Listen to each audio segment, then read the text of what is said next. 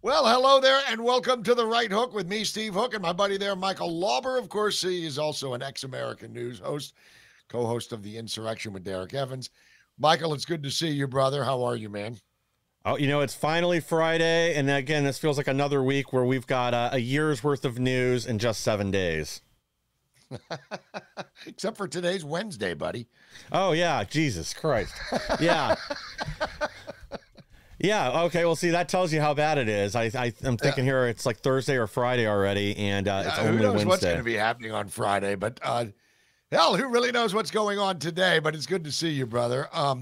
We've got a great show for you today. We've got my buddy Ryan Morrow, and he, of course, is with Capital Research Center. There he is. Hello, Ryan. How are you, brother? Hey, it's great to be with you. He's an investigative researcher focusing on terror groups. And I know of nobody, and I've interviewed a lot of folks, know of nobody that knows more about them than Ryan does. So, Ryan, this seems like a good time to have you on, given what's going on over in Iran and Israel right now. You know, as I was getting ready for the show today, Ryan, I said, let me go back in the not so way back machine and see what Ryan had to say to me 2 months ago, which was the last time you were on.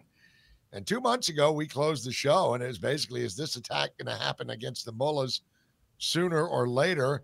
And we both kind of came down with the probably sooner than you might think scenario. Obviously, we both stand by that because 2 months later, it has happened. There's a big schism amongst the MAGA wing of the Republican movement. It's understandable, but I think it's a little bit short-sighted. So I wanted to get your take on it. As far as should we or should we not, the title of the program today is The Way Out of Iran. I would suggest that the way out of Iran is to never go into Iran. It looks like, I mean, hell, this just started on Saturday, this offensive from Israel. And in 5 days, you've lost Iran. The Iranian regime has lost not only their broadcasting outfit. Did you guys see that video of the chick doing the live broadcast? Yeah. She looked like she may have shite her schmata. She was obviously pretty scared. But so that's been taken out. But that's just kind of the cherry on top. I mean, missile sites, missile launchers, nuke sites have been targeted. Obviously, generals have been taken out with precision strikes. Nuke scientists are gone. It's basically they're hollowing out this regime, and they're doing it all with air power. So, Ryan, I ask you, I don't think we're going to need to see tanks rolling through the streets of downtown Tehran. Do you, or what is your take on all of this? No, some of the debates I'm seeing happen are the biggest, stupidest waste of time. It's unbelievable to me that they're happening. So you have some people who are, within the MAGA base that are criticizing U.S. support for Israel generically. That'd be like your Tucker Carlsons who say, oh, well, Israel spies on us, and just really just saying a lot of stupid crap. I mean, and I'm someone who normally respected his intellect, but this is just dumb. And then you have other people like Charlie Kirk who are trying to make the argument, well, we don't want a regime change war, which nobody's talking about. And by the way, Israel is actually not waging a regime change war. I can talk about that in a minute too. But nobody's talking about an invasion. No one's talking about this being an Iraq war sequel. Like, the most hawkish person hasn't proposed that.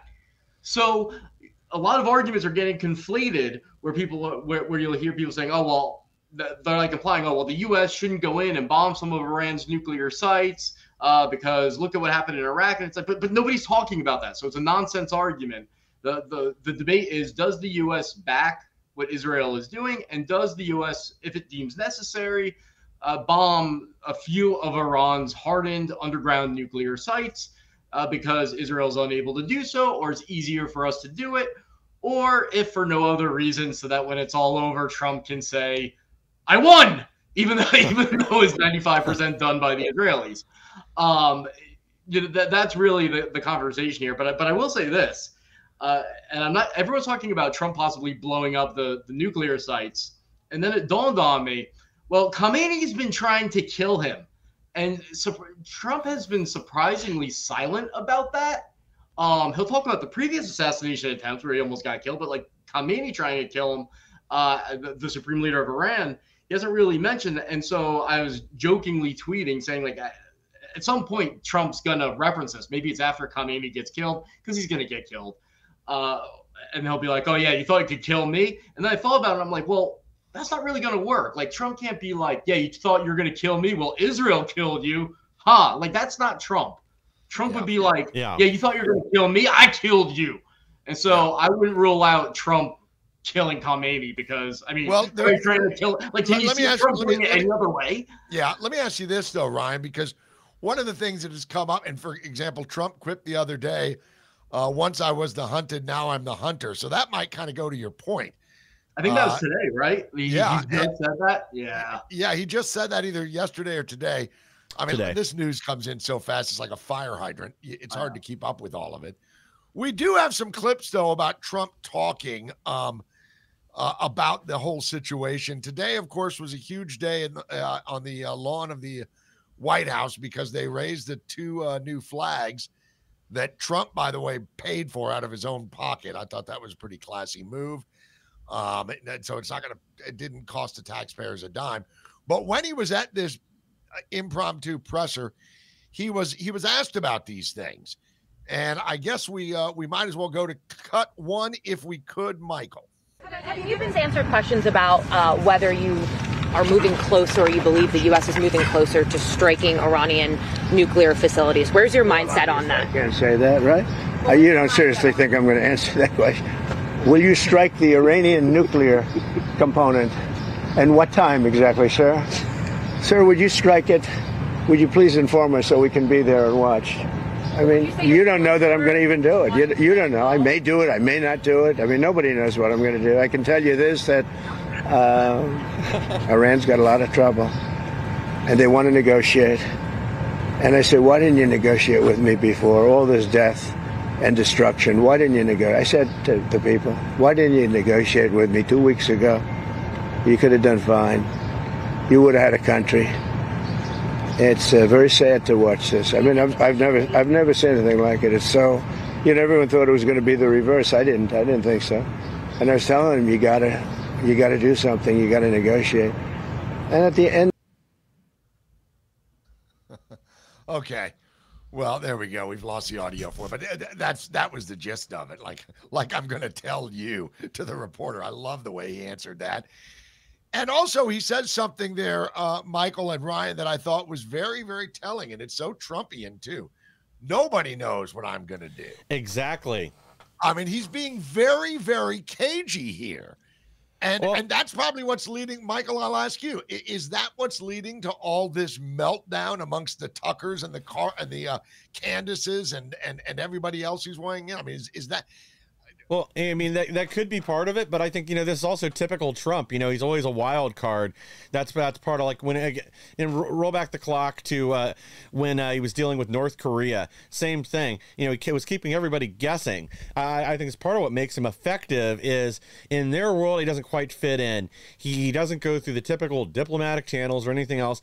But I also think, like, what's going on right now has been orchestrated from the beginning. He gave them 60 days to comply. On day 61, that's when Israel launched their offensive. So I think this was, he wants to achieve peace, and he'd like to do that without any bloodshed. But with countries like Iran, they're not going to get on board. They're not going to give up their nuclear program and make the other concessions they need to eliminate their terrorism, their financing of terrorism, their attacks on Israel and elsewhere around the world, that there's going to be consequences. And as we know with Soleimani and other strikes he's ordered in the past, he's not going to play around. If something happens, it's going to be serious. Now, in this case, I think it was just letting the leash off Israel. They already had a plan, but I think it's going well. I expected, one of the things we've heard over and over again was how good Iran's air defense systems were. And that's why the West hasn't gone in and hit the nuclear sites within their country or ever, had a serious escalation there. Well, apparently that was all garbage. That was a paper tiger. Because they got in, they've basically just had their way with Iran since day one. And Iran's counterattack has been, pathetic. Ryan, and to that point, tell us, just how batshit crazy are these mullahs running the show over there in Iran? I mean, you've kind of told me about the imam in the well and some of this crap. The 12ers. Yeah, that I think that most in the West, whether it's in the U.S. or the EU, although the EU is probably finding out about this stuff a lot quicker than we are. God knows they're committing cultural suicide over in that part of the world right now. But that being said, how crazy are these mullahs, and are they too crazy to possess a nuke? That seems to be a rhetorical question, but tell us about how crazy they are. There's three components. There's the crazy extremist ideology.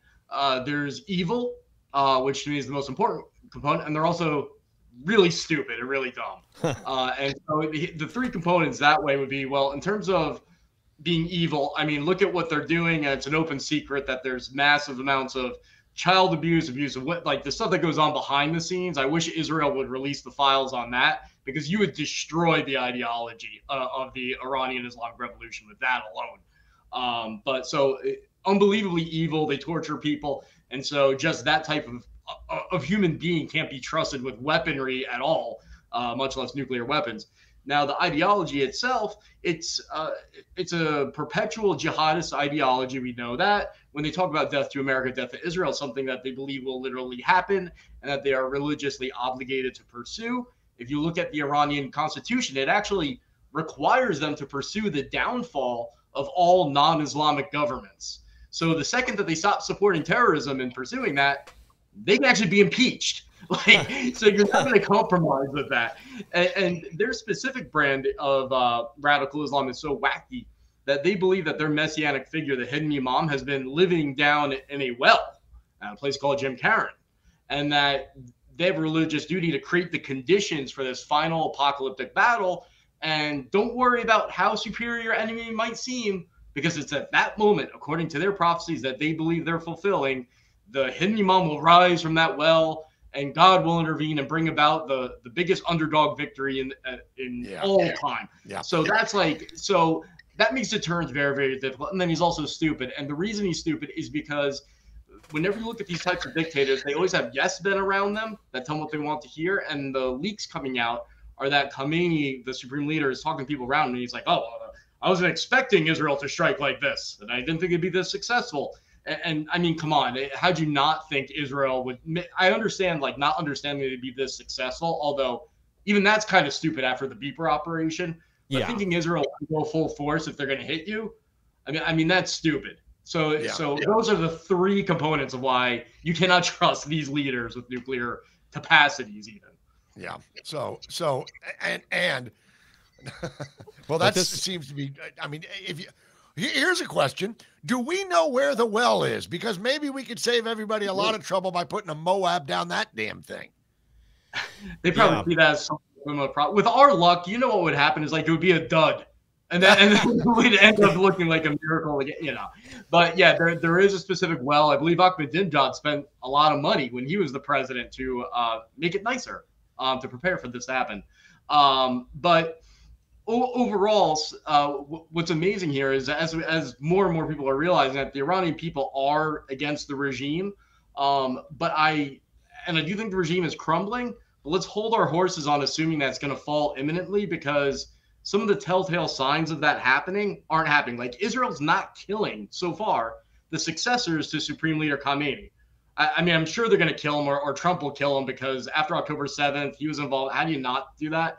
But if you want to topple the regime, you would kill the people that replace them. And that's not happening.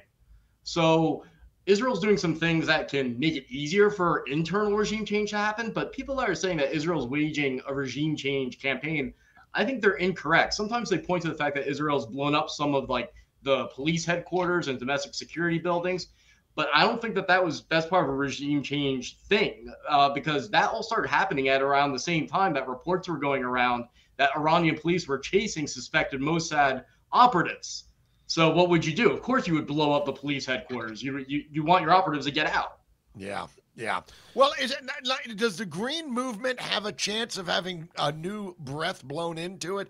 Will there be new life to the? Because God knows Obama turned his back on the Green Movement and then sent him $1.7 billion in untraceable currency on pallets in the dead of night.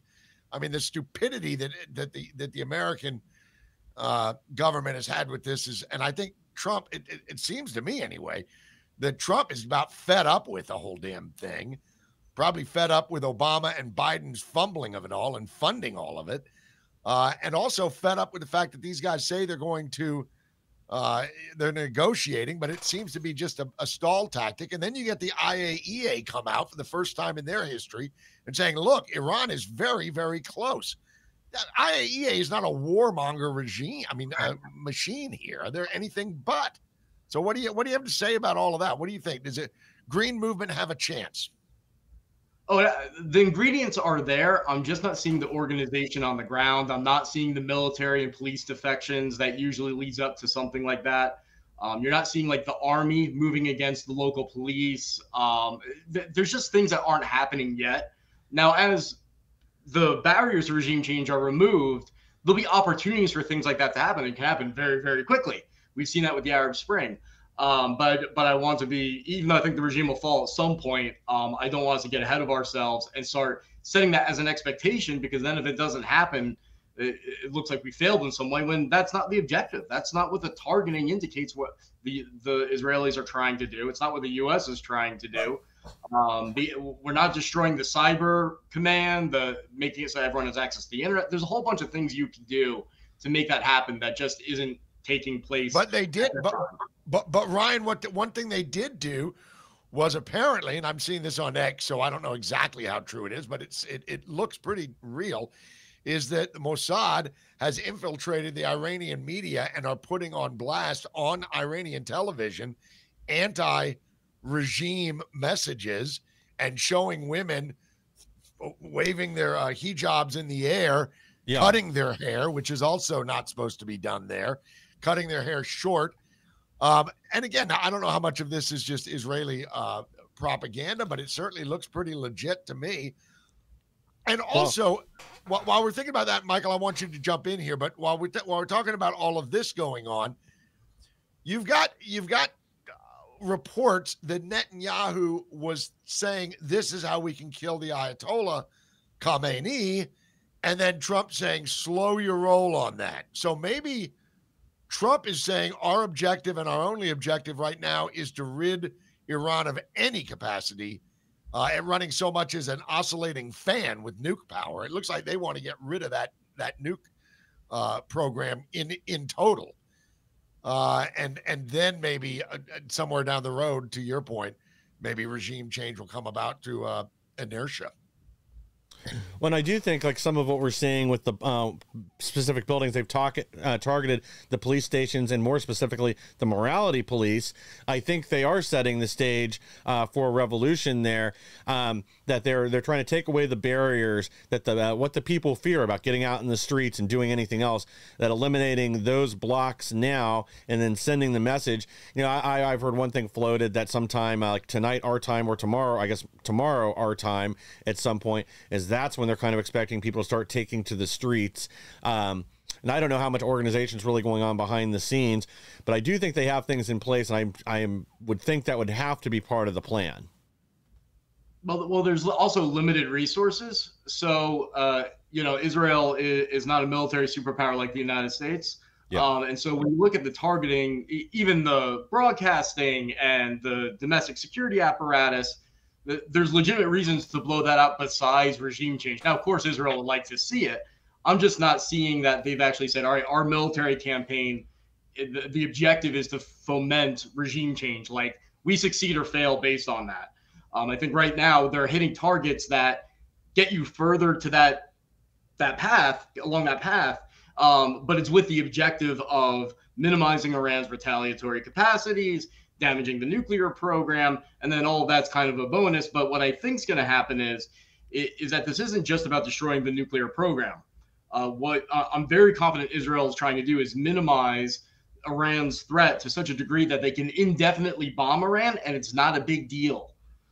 That's how it went in Syria for so long under Assad. And then one day, you just chip away, and then Assad falls. It's like the CIA drone campaign in Pakistan, the same model. And then that way, Israel can say, all right, well, there's definitely not going to be a nuclear program because you start building a factory, we'll blow it up. You don't have the retaliatory capacities you had before, so it's not that big of a deal. And it starts happening, you know, once a month or once a week, and it's not really a news headline anymore. And that's what happened in Syria when Israel first started doing strikes there, you know, many years ago. It was a big deal. Then it didn't become a big deal. You know, well, I guess one of the things I'm kind of considering, though, here in this equation was specifically Netanyahu did that interview with Iran International, the Iran media group that was based out of the UK, and I think they recently moved to is it New York or somewhere else. But anyway, regardless of where they are, in that interview, a lot of what he touched on was, you know, that now is the time, now is the moment that the Iranian people deserve to be free. He got reached back in history, talked about you know, Cyrus the Great, and you know, historically they helped the Jews, and now it was the Jews' turn to return the favor to the Persian people. So I mean, I do think that's part of their long-term plan, because it would fracture this coalition across the Middle East even more than it is now, and really add to the security of the Israeli people, considering, you know, Iran's government is the finance. They are essentially the bank for the majority of these Islamic terrorist organizations in and around the Middle East, Europe, and the United States. That they may not have direct control over every single one of them, but they are very influential as a clearinghouse for capital. Yeah, no, that's true. And he's doing the right thing and sending those messages out. I mean, you might as well. It's just, if you have limited resources, I'm just not seeing the resources being allocated to say, oh, overthrow the regime right now. Ryan, like I said, minorities, you know, Iran's only actually 51% minority majority. Kurds, Azeris, Baluch, all these different types of minorities that hate the regime have the potential to rise up. They're not rising up yet. In fact, 90% of the oil is in a 90% Arab province that hates the regime. So wouldn't be that hard to kick up a revolution there and really take them out. And that's kind of my point about inertia. At some point, the mystique of the Ayatollahs and the threat of the Ayatollahs is going to be, well, and I think it already has been shown to be kind of hollow. It's not just a paper tiger; they're a tissue tiger. They can't do anything to stop what Israel is doing. And maybe, you know, it doesn't shock me that Netanyahu would be sowing the seeds of regime change, but that doesn't mean that there's going to be boots on the grounds to bring that about. We got to take a break. When we come back, I want to talk about, we got another clip or two of Trump talking about this very thing, including one where he addresses Tucker Carlson. And also we want to touch on Reza Pahlavi. Reza Pahlavi is the Iranian crown prince. He's living in exile in Cairo right now, but he put out a message directly to the Iranian people, and I think it was actually targeted for a wider audience than that, but we'll let you see that, and we will be back with more of The Right Hook. My guest today, of course, Michael Lauber, and of course, our good friend, Ryan Morrow. We'll be back right after this. Life can be pretty unpredictable, filled with good days and not so good days. And sometimes, the only difference between the two is your level of preparedness. The Jace case lets you be better prepared for whatever comes your way. It contains antibiotics and other prescription medications so that you aren't caught unprepared. With a Jace case, you are able to get your prescription medication before the unpredictable happens, allowing you to turn those not so good days into great ones. Go to jace.com now and get your own Jace case. Yeah, what a great product that is, the Jace case. This is the wonders of telemedicine now, is that you can get stuff like the Jace case. You used to not be able to get this. What is it? Well, if you have prescription, say you're on a heart medication or you have asthma or COPD or something that is a chronic illness that you have to have medication for at all time, well, you don't want that to be interrupted by supply chain issues, do you? You don't want that to be interrupted by any issues. In fact, it'd be good to be able to have this stuff as a spare so you could throw it in your suitcase when you go on vacation or whatnot. It is a great deal, and they've offered some great some great deals at the website. Make sure you go to jase.com, jase.com. Use promo code RightHook for additional savings and get yourself a Jace case. It is a wonderful idea. All right. That's promo code HOOK, by the way, not Right Hook, just HOOK. Oh, beg your pardon. Promo code HOOK. Thank you, Michael. That's what I'm here for. Thank you. I appreciate that. So now that's what you're here for. Okay, so now we're back with Ryan Morrow. Now, Ryan, let's talk. You know what? Let's, Michael, if we could. That I don't know that I put numbers on these cuts, but the one where Trump talks about Tucker. I think it was this the one I said is here's one more clip. Okay, the second to last one. Not the Reza Pahlavi clip.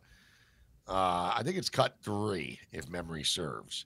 All right, I think it's 4. Yeah, 3 Schwarzenegger. So here we go. Here's 4. You've seen the Tucker Carlson, Senator Ted Cruz interview. It seems like this issue on whether or not the United States should strike is kind of dividing a lot of your supporters. No, my supporters are for me. My supporters are America first. They make America great again. My supporters don't want to see Iran have a nuclear weapon. Tucker's a nice guy. He called and apologized the other day because he thought he said things that were a little bit too strong, and I appreciated that. And Ted Cruz is a nice guy. I mean, he's been with me for a long time. I'd say once the race was over, he's been with me ever since, right? But very simple. If they think that it's okay for Iran to have a nuclear weapon, then they should oppose me, but nobody thinks it's okay. People that don't want, I don't want to fight either. I'm not looking to fight. But if it's a choice between fighting and them having a nuclear weapon, you have to do what you have to do. Maybe we won't have to fight. Don't forget, we haven't been fighting. We add a certain amount of genius to everything. Well, but you see, there you go. There's Trump being cagey again. Who says we're going to fight? We don't know we have to fight. Very, very cagey, kind of keeping his cards very close to his chest. But they know, that they know that he's unpredictable, Michael, to your point earlier. Well, it really also underscores that point that we haven't got in this fight yet. They're only dealing with Israel, and if all of a sudden we jump in with the B-2 spirits that are over there in Diego Garcia, bringing some bunker busters, that changes the dynamics. You know, Israel's been able to field 200 aircraft simultaneously to drop these bombs. I wonder how many we can get up in the sky and how quickly their assets will vanish from underneath them. Yeah, well, because they have air superiority is Israel's. And we talked about this last week, Michael. World War II was effectively over when Germany lost any and all air superiority. When Imperial Japan lost their navy and their air superiority, it was over. Yeah. Iran right now is having to hide what weaponry they do have left somewhere in a mountainside somewhere deep underground, because the second they launch it, even if the missile isn't taken out, the launcher is taken out within seconds. Yeah. So Ryan, if we go with the presumption that air power alone can take out the nukes, first of all, do you think that's possible? Do you mean Israeli air power? Yeah. There's some reports out there that Israel thinks they might have figured out a way to, you know, the Death Star in Star Wars, yeah, where they have that really narrow passageway and they have to fire the missile and down the center and then it blows up the Death Star. Yeah. That they found like a ventilation shaft or something that if they're really precise, they can send a missile down and possibly blow up. Can you imagine? An outside. I did see some reports of that. I'm sure the Israelis have some type of plan. They're speaking very confidently. Worst comes to worst, they can collapse the ground around it, destroy the entrances and exits, and then block off access to it. It's not really ideal. They could do a ground raid. They've contemplated that before. Really risky. Ideally, the U.S. should just get rid of it. I mean, it's easy for us. Why go through all of that? But all the whispers going around in intel world and what the Israelis are telegraphing is that the covert ops and tricks that Israel has ready to go, the booby traps and stuff, they have some surprises left that they're holding on to. I suspect it's because they're anticipating doing raids into Fordow, possibly the new Natanz site that they're building, and also the underground part of the old Natanz site, and also the uranium stocks that a lot of people are worried about blowing up because then the radiation goes everywhere. So Israel's not blown them up yet. So I'm assuming that that's why, which means they have a plan in place for when they send in the covert operators to go and take that uranium away. I can't think of anything. What other option exists than that? So well, let me ask you a question that seems to be, pretty obvious. It's almost a rhetorical question, but you don't want to play chicken with these mullahs if they have their hands on nukes. They've been saying even up until today that they've got surprises up their sleeves, that they're going to do something that will be talked about for centuries to come. No. Michael and I were talking about this off air a couple of hours ago. I mean, and I guess the possibilities are endless. You could be looking at biological warfare, biological weaponry put on on one of these missiles and just launched. But you could have dirty bombs. You could have any number of things. I think the surprise is that they're going to be faithful to their wives for a week. So there's going to be disappointed goats everywhere. I mean, it's well known that one of the ways you gain intelligence on the Iranian regime, just like they do with Hezbollah, is you follow the mistresses around. The one guy had 4 mistresses at once, one of the top Hezbollah chiefs. And you always hear stories about alternative lifestyle, shall we say, going on. This is like a known thing. So, but in terms of surprise, they talk like this all the time. That's standard Middle East leadership talk, where it's always like bombastic and no. Iran's doing everything that they can. They don't have some secret weapon ready to launch. I'm confident of it. Yeah.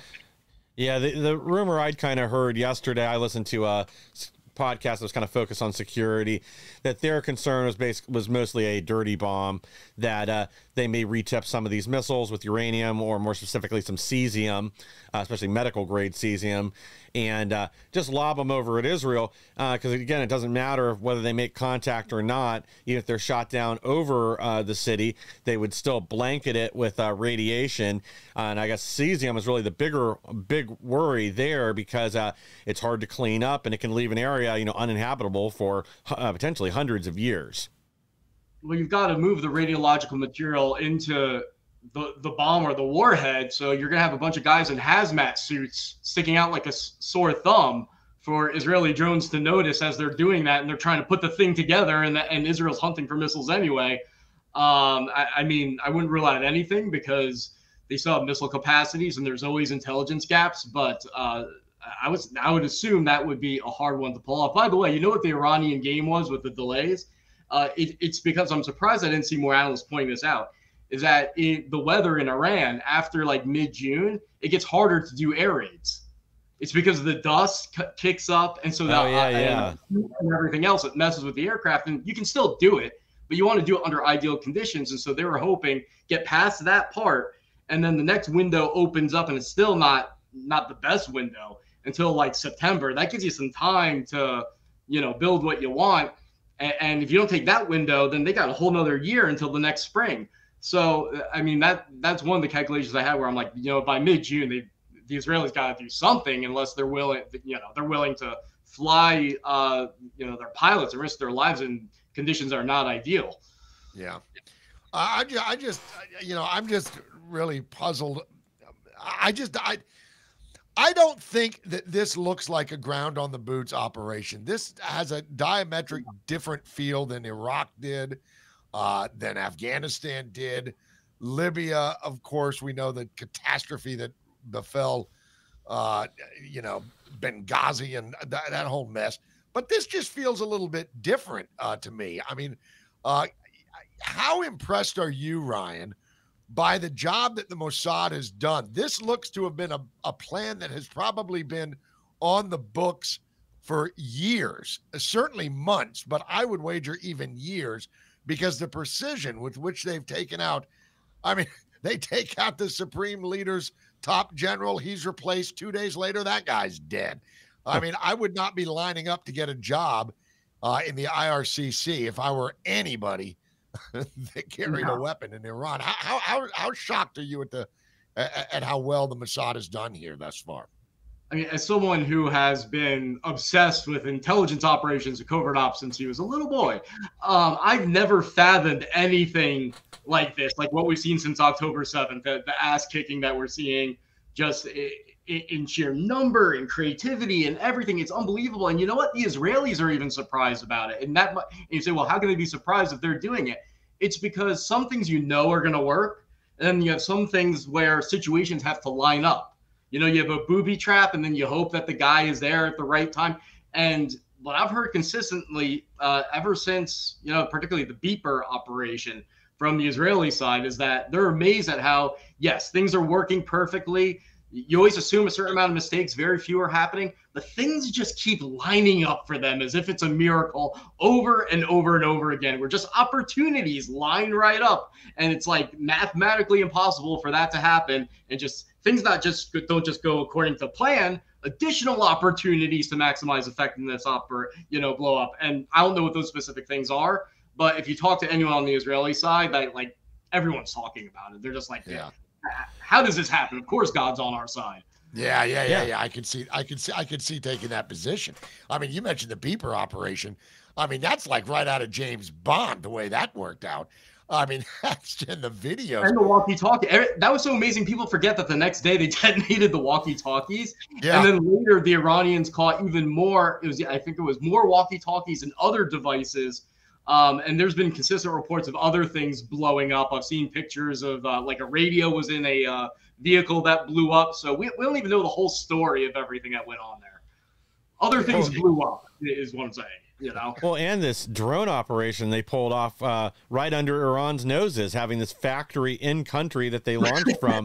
And one of their IDF spokespeople sort of hinted in one of his interviews that there's another one they haven't activated yet. So I'm sure that's got to have the Iranians spooked. If they can launch, well, this is kind of something else they'd mentioned about this on the thing I watched yesterday, that so if there's a second one of these, and let's say it also has around 1,000 drones or that capacity in it, and they want to hunt all these replacement leaders. They obviously have very good intel on where these people are hiding.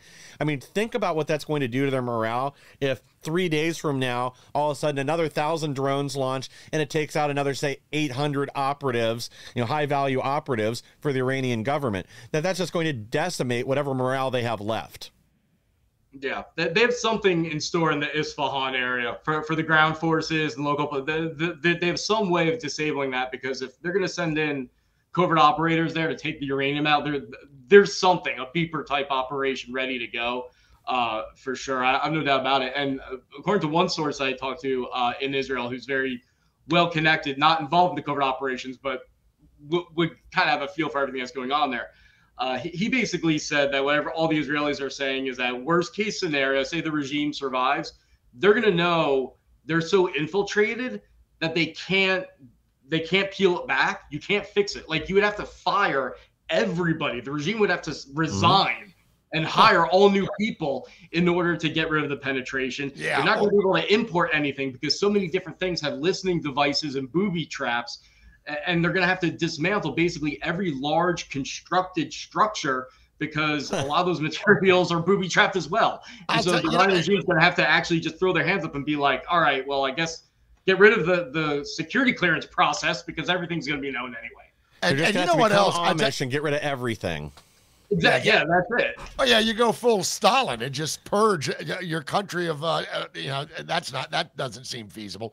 But what did seem I got to tell you that maybe this is just the way my brain works, but I happen to know that a lot of pacemakers are made in Israel, and I wouldn't be at all surprised if some top Iranians have some pacemakers in there. Could you imagine that? I know that's just kind of far-fetched, but good God, so was the beeper attack. Involuntary suicide bombings. Prevent suicide bombings. Preventing suicide bombings with suicide bombings. Yeah, so there could be a bunch of suicide bombers walking around inside Tehran that do not know that they are suicide bombers. Right. Yeah, not yet. Yeah. Well, the pacemaker thing would be brilliant, because you could even tell them ahead of time. There's nothing they can do about it. If these things can be, activated remotely. I mean, I can't remember if this was a TV show or a movie I watched where this was the plot. It was some hackers, and they were holding a bunch of people with pacemakers all over the country hostage until we met their demands, or they were going to, shut them all off through the automatic updates that some program had already been embedded. So, I mean, they could have already done this. There could already be a countdown clock on these people's pacemakers, and all of a sudden, again, 1,000 of them just drop dead at noon one day. What are they going to do about it? Nothing. Yeah. They have no way to retaliate. Yeah. You just watch. I bet the Israelis are watching this right now. Steve Hook figured it out. And an hour from now, the Israelis are going to have to prematurely detonate all of this. and be like, "Oh, well, good going, Steve Hook." Yeah. Yeah, you Yeah, gave to away use the it or state lose it. secret. And it was just a guess. Okay, well, listen, we got to take another quick break. Our guest today is, of course, the wonderful Ryan Morrow. I'm Steve Hook. That's Michael Lauber. You're watching The Right Hook. I told you that Reza Pahlavi video is coming up. We'll do that on the other side and get to more right after this. Well, hello, everybody. It's Annie Cyrus. Welcome to my art studio where all the magic happens. This is the station for painting, and that is the station for all the resin art I do. If you want to check out my art, all you gotta do is go to lutfstudio.com.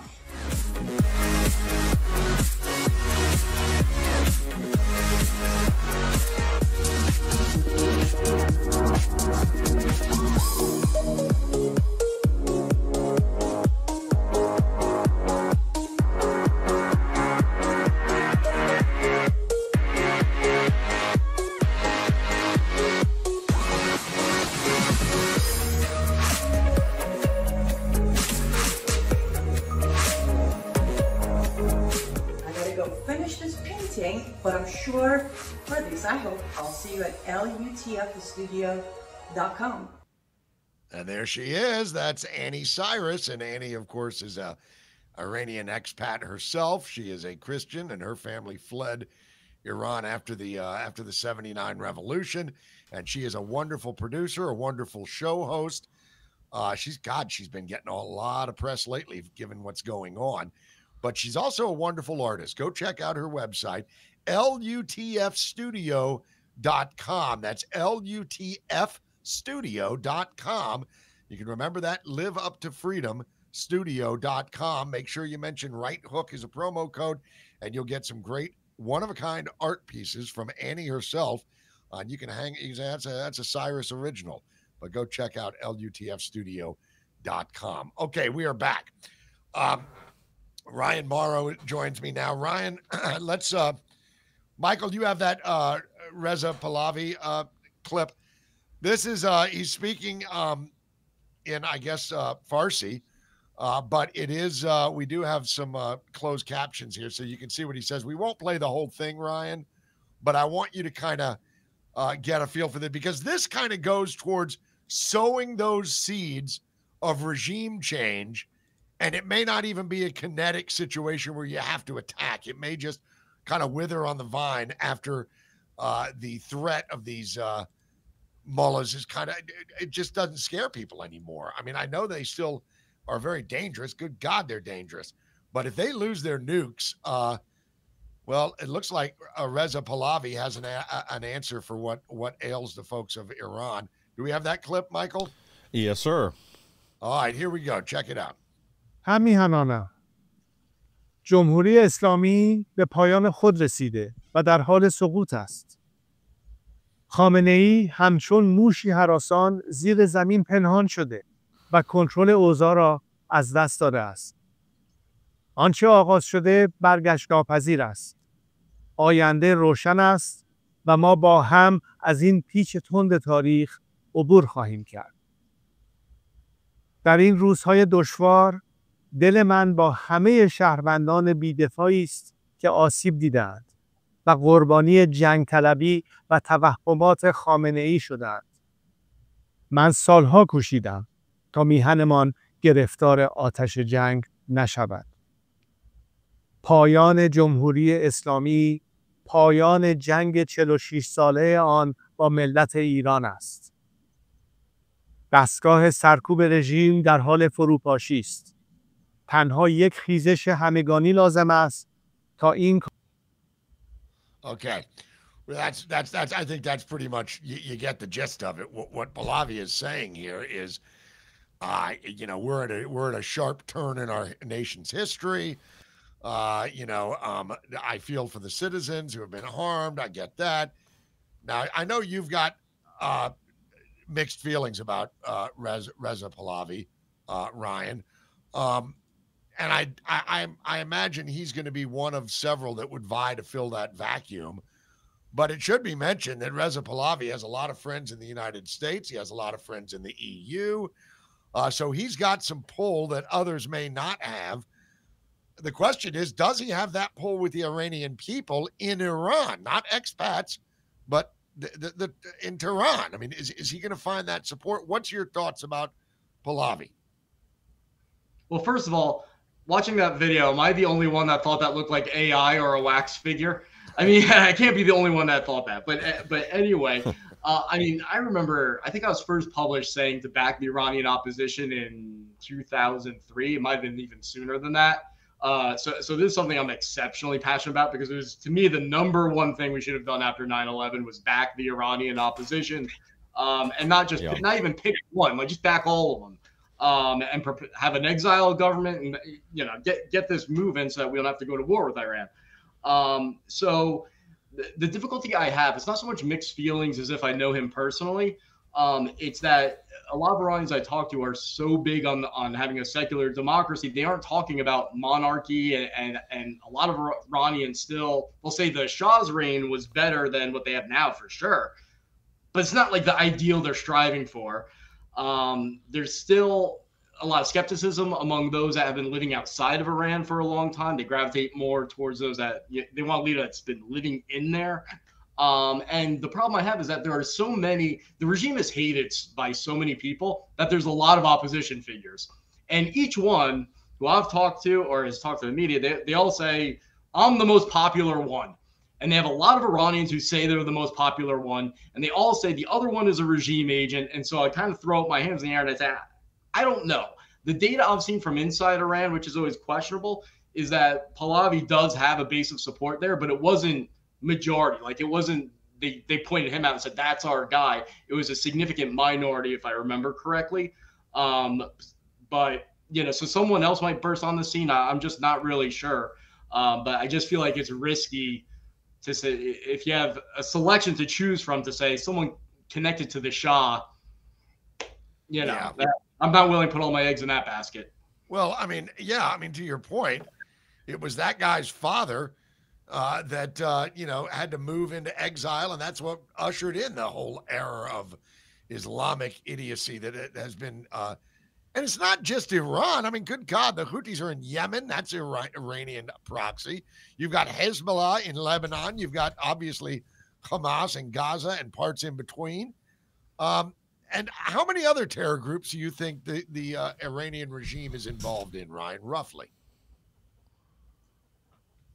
Man, I mean, I can think of 6 or 7 big ones, but I mean, the way they distribute aid, I mean, you can even say dozens. I mean, I've seen connections to white supremacists operating in the West. So, I mean, they're kind of connected to like everyone that's evil in some way. Yes. Jeez.